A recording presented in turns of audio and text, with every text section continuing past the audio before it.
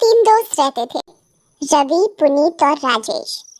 तीनों अच्छे दोस्त थे और तीनों ही पढ़ने में, शरारत करने में, खेल में, सब चीजों में आगे थे। इसलिए सब उनको पसंद करते थे और इसी बात का फायदा उन लोगों को मिल जाता था। जब भी वो शरारत करते और पकड़े जाते तो उनको छोड़ दिया जाता था। एक रात की बात है, उन सब ने आपस में बात की। यार बहुत दिन से लगातार पढ़ाई करके बोर हो गए, आज मूवी चलते हैं। रवि तू बोल तो सही रहा है, पर अब अचानक से कैसे जाएंगे? भाई मेरे पास एक आइडिया है, रात 9 बजे वाले शो में चलते हैं। सबको बोल देंगे कि तबीयत खराब है और सोने चले जाएंगे और एक सही मौका देख के निकल लेंगे। क्या कहते हो तुम लोग? सही कहा राजेश, आज रात ऐसा ही करते हैं। उस रात तीनों ने ऐसा ही किया और अपने हॉस्टल से 6 किलोमीटर दूर एक थिएटर में मूवी देखने चले गए। उस टाइम या तो वो पैदल जाते या साइकिल से, उनके पास और कोई रास्ता नहीं था, तो वो तीनों एक ही साइकिल पर चल दिए। रात अंधेरी थी तो उन्होंने अपने साथ एक टॉर्च लाइट भी रख लिया। मूवी हॉरर थी। मूवी खत्म होते होते 12 बज गए। सब लोग अपनी अपनी गाड़ियों से, कोई रिक्शे से, कोई अपनी मोटरसाइकिल से, तो कोई अपनी साइकिल से, सब लोग धीरे धीरे अपने घर को चले जाते हैं।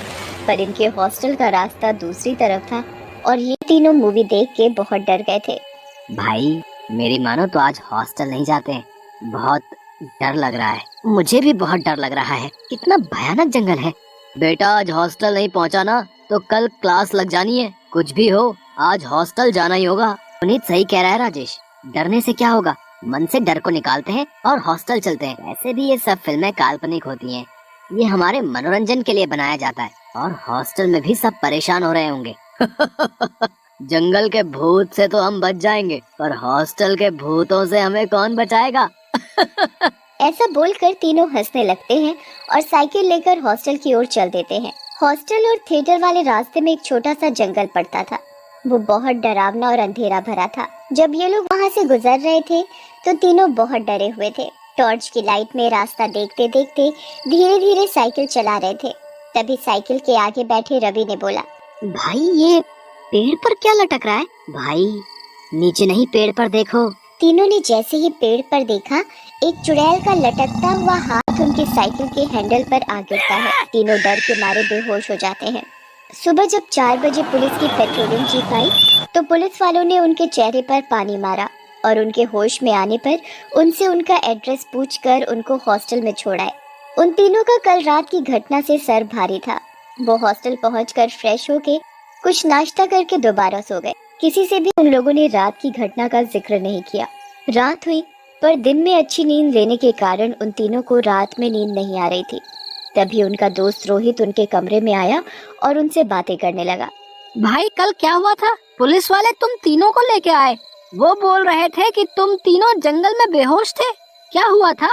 कुछ नहीं भाई, बस कल हम बोर हो रहे थे तो मूवी देखने चले गए थे। जब मूवी देख के वापस आ रहे थे तो हमने पेड़ पर एक चुड़ैल देखी जिसके हाथ जमीन तक झूल रहे थे। उसके हाथ बहुत लंबे थे, बड़े बड़े नाखून। रवि ने बस ये बोला ही था कि उनके सामने रोहित पेड़ वाली चुड़ैल में बदल जाता है। ये सब देखकर तीनों फिर से बेहोश हो गए। सुबह होते ही तीनों को हॉस्पिटल ले जाया गया। उनको बहुत तेज बुखार और कमजोरी महसूस हो रही थी और पूरा शरीर कांप रहा था। उन तीनों के चेहरे को देखकर यही लगता था जैसे उन तीनों ने कुछ बुरा अनुभव किया है। 2 दिन बीत गए, उनकी हालत में बहुत सुधार हो गया था। एक रात उनके पास नर्स आई। उसने तीनों को दवा और इंजेक्शन लगाकर उनके पास बैठ गई और बोली, अब पहले से कैसा लग रहा है? हम सब पहले से ठीक हैं। चलो अच्छी बात है, तुम सब जल्दी ठीक हो जाओगे। अच्छा बताओ, आखिर तुम लोगों को हुआ क्या था? सिस्टर, हम मूवी गए थे, वहाँ से जब आ रहे थे तो रास्ते वाले जंगल में एक हाथ लटकता देखा। जब हमारी नजर पेड़ पर गई तो हम बेहोश हो गए। पेड़ पर चुड़ैल थी। तब पुलिस वाले सुबह हॉस्टल छोड़ गए, पर उसी रात हमारा दोस्त आया और उसने भी हमसे पूछा तो हमने जैसे ही उसे सब बताया, उसने रूप बदल लिया। वो हमारा दोस्त नहीं, वही चुड़ैल थी। रूप बदलते ही उसने बोला, कहीं यही हाथ तो नहीं, और हम बेहोश हो गए। होश आया तो हम हॉस्पिटल में थे। ये सुनकर नर्स मुस्कुराने लगी। सिस्टर आप क्यों मुस्कुरा रही हो? क्या बात है? नर्स ने बोला, कहीं यही हाथ तो नहीं था। ये बोलते ही नर्स उस चुड़ैल में बदल गई। उसके भी लंबे लंबे हाथ हो गए और वो हंसने लगी। ये सब देखकर तीनों फिर से बेहोश हो गए। वहीं दूर दरवाजे के पीछे खड़ा एक आदमी ओम प्रकाश सब सुन और देख रहा था। ये सब देखने के बाद उसको बहुत अजीब लगा और वो ये जानना चाहता था कि आखिर उन लड़कों के साथ क्या हुआ था। ओम प्रकाश इन सब के बारे में जानने के लिए जंगल में उस पेड़ के पास गया जहाँ उन तीनों दोस्तों को चुड़ैल दिखी थी। जब वो वहाँ गया तो उसने एक दो लोगों से पूछताछ की, पर उन्हें इस बारे में कुछ नहीं पता था। तभी उसे वहाँ एक बूढ़ा आदमी बंसी काका दिखा जो लालटेन लेकर अपनी झोपड़ी की तरफ जा रहा था। ओम प्रकाश ने उस बूढ़े आदमी को जल्दी से रोका और पूछा, बाबा रुको जरा, आपसे कुछ पूछना था उस पेड़ के बारे में। तुम जाओ यहाँ से। मैं इस बारे में कुछ नहीं कहना चाहता। जाओ जाओ। अरे रुको बाबा, मैं आपके आगे हाथ जोड़ता हूँ। बच्चों का सवाल है। 2 दिन पहले पेड़ के नीचे वहाँ उस हॉस्टल के 3 बच्चों की हालत बहुत बुरी हुई। उन बच्चों ने बताया था कि उनके साथ इस पेड़ के पास कुछ दुर्घटना हुई। मेरा मतलब है उन्होंने कुछ भूत चुड़ैल जैसा कुछ देखा, जिसकी वजह से वो 3 दोस्त डर की वजह से सदमे में चले गए। बंसी काका ये सारी बातें बड़े ध्यान से सुन रहे थे। ओह, तो ये सब फिर हो गया। फिर का क्या मतलब? ऐसा पहले भी हुआ है क्या? हाँ बेटा, ये कोई पहली बार नहीं हुआ। ऐसी दुर्घटनाएं पहले भी कई बार हो चुकी हैं। हॉस्टल का कोई भी आता जाता है, उसके साथ ऐसा ही होता है। पहले कुछ घटनाएं होती हैं और फिर वो सदमे में चला जाता है। हॉस्टल के लोगों के साथ ही क्यों, किसी और जगह के लोगों के साथ ये सब क्यों नहीं होता? फिर बंसी काका ओम प्रकाश को पूरी कहानी बताते हैं। बेटा, कुछ साल पहले की बात है। हॉस्टल के कुछ शरारती लड़के लड़कियों को परेशान करते थे और उनको ठीक से पढ़ने नहीं देते थे, और शरारत करके जब पकड़े जाते तो उन बेचारी लड़कियों का नाम लगा देते। एक लड़की थी रेशमा, जो बहुत ज्यादा उन लड़कों की शरारतों से परेशान हो चुकी थी। रेशमा ने उन लड़कों की शरारतों से दुखी होकर इस पेड़ पर आत्महत्या कर ली। तभी से उस रेशमा की आत्मा उस पेड़ के पास भटकती है और इसलिए वो सिर्फ हॉस्टल के लोगों को ही मारती है। अच्छा, ये सारी बात है। बाबा, ऐसे तो वो चुड़ैल इस पूरे हॉस्टल के लोगों को मार देगी। बाबा, इसको नष्ट करने का कोई उपाय नहीं है क्या? हाँ, एक उपाय तो है। इस पेड़ को रात होने से पहले जलाना पड़ेगा। अगले दिन सुबह ओम प्रकाश और बंसी काका दोनों आते हैं और उस पेड़ को जला देते हैं। पर जब बंसी काका और ओम प्रकाश जंगल वापस लौट रहे थे, तभी उन्हें ऐसा महसूस हुआ जैसे कोई उनका पीछा कर रहा है। जैसे ही वो पीछे मुड़े, देखा तो कोई नहीं। दूसरी बार जब किसी ने उन्हें पुकारा, तभी बंसी काका और ओम प्रकाश ने पीछे मुड़कर देखा। वहाँ एक औरत खड़ी थी जो उनसे जंगल के बाहर जाने का रास्ता पूछ रही थी। सुनिए, क्या आपको इस जंगल के बाहर जाने का रास्ता पता है? मैं यहाँ भटक गई हूँ। हाँ, हम दोनों भी जंगल के बाहर की तरफ ही जा रहे थे। आप हमारे साथ चल सकती हैं। वो औरत उन दोनों के साथ साथ चलने लगी। तभी बंसी काका की नजर उस औरत के पैरों की तरफ गई। ध्यान से देखने पर पता चला कि उसके पैर तो उल्टे हैं। वो बहुत चौंक गए। जैसे जैसे उसने ऊपर देखा, उस औरत की आंखें लाल हो गई, उसके बड़े बड़े नाखून हो गए और वो एक चुड़ैल के रूप में आ गई।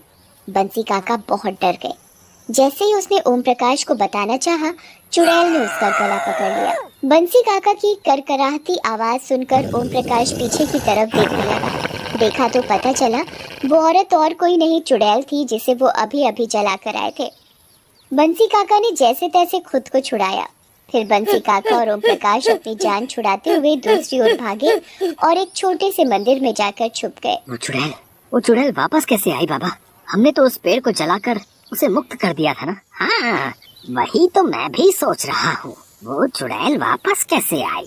थोड़ी देर सोचने के बाद बंसी काका को याद आया। वो चुड़ैल अपना बदला लेने इसलिए आई है क्योंकि उसे उन लड़कियों से माफी मंगवानी है। अब एक ही रास्ता है, वो लड़के उस चुड़ैल से माफी मांगे और उससे कहें कि आज के बाद कोई लड़की तो क्या, हॉस्टल का कोई भी इंसान किसी भी व्यक्ति को परेशान नहीं करेगा।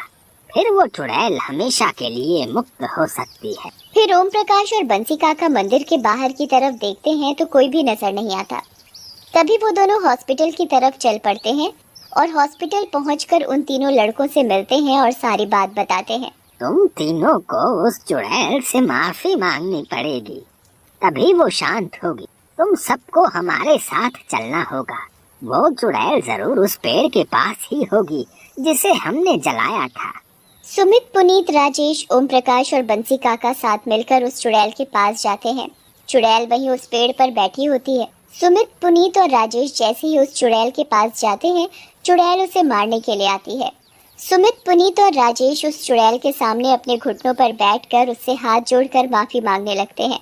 चुड़ैल, हमें माफ कर दो। हम दोबारा किसी भी व्यक्ति को परेशान नहीं करेंगे। हम आपसे वादा करते हैं, और जो आपके साथ हुआ आज के बाद किसी के साथ नहीं होगा। हमें हमारी गलती का पछतावा हो चुका है। ठीक है, मैं तुम्हारी माफी से सहमत हूँ। मुझे अब तुम पर विश्वास है कि अब आप सब किसी को परेशान नहीं करेंगे, और जो लोग दूसरों को